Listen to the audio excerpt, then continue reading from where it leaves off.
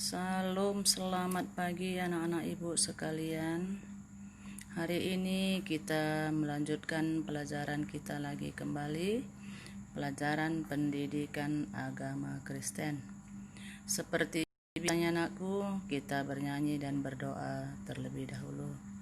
Sekarang kamu bisa bernyanyi di rumah kamu masing-masing, tapi di sini ibu membawa doa. Mari kita satukan hati kita berdoa.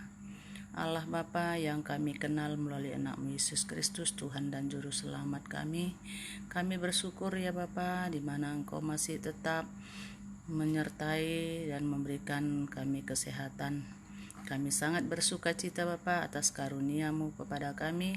Masih Kamu mempertemukan kami lagi kembali di dalam pembelajaran agama kami, agama Kristen.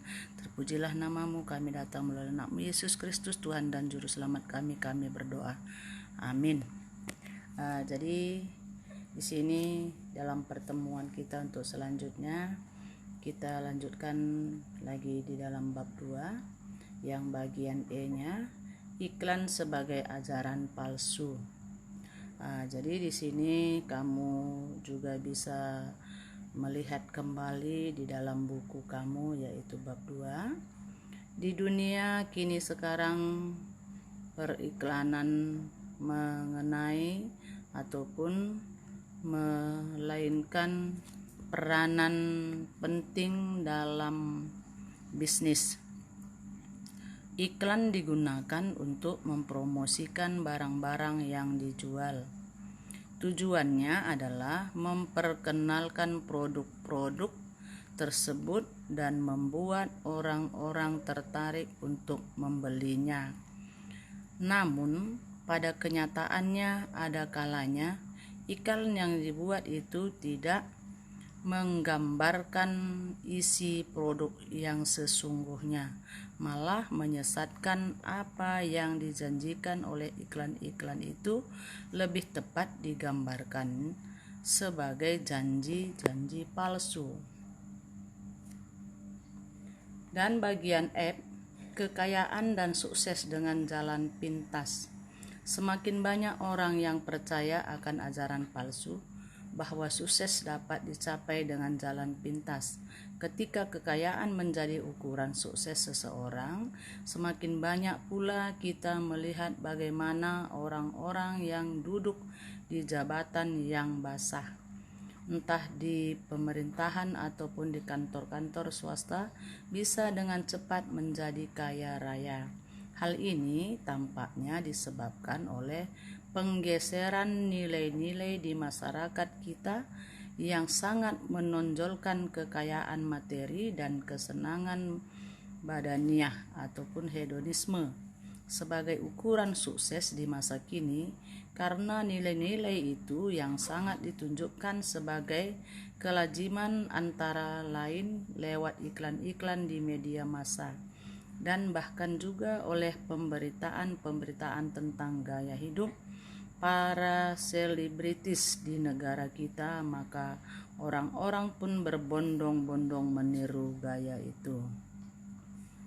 Bagian E, kedewasaan penuh dalam hubungan dengan orang lain.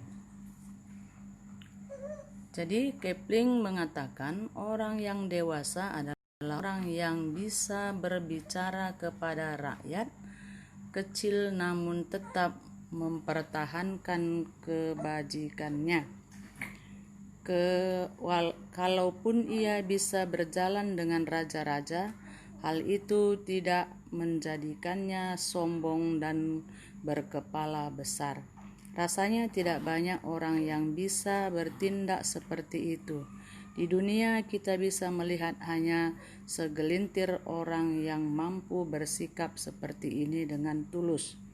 Dalam sebuah perjalanan kampanyenya, ketika merasa lapar, Presiden Obama tidak segan-segan berhenti di sebuah restoran hambungan makanan siap saji yang dianggap sebagai makanan murah.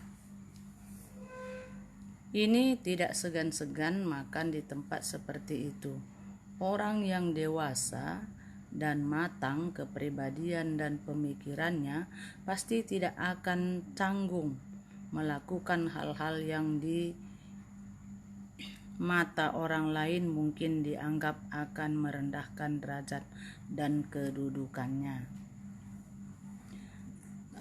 Kita memperhatikan rangkuman. Kedewasaan yang benar yang mestinya terjadi pada hidup kita masing-masing adalah sikap hidup yang tidak mudah diombang-ambingkan oleh pendapat orang-orang di sekitar kita. Kedewasaan yang besar itu mestinya tampak dalam kemampuan kita ketika kita diperhadapkan dengan berbagai ajaran, pemikiran, psikologi, bahkan juga iklan-iklan yang mengajarkan sukses, keberhasilan, kekayaan, kemakmuran, dan yang mudah dengan jalan pintas.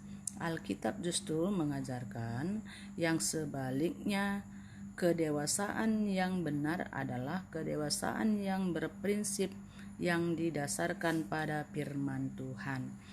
Jadi bisa kamu lihat kembali di dalam pembelajaran kita di bab 2 ini, di mana nanti kurang jelas bisa juga kamu mempertanyakan kepada ibu, dan sampai selanjutnya kamu bisa nanti mengerjakan tugas-tugas yang diberikan, dan sampai berjumpa kembali secepatnya kita bisa bertemu seperti biasa.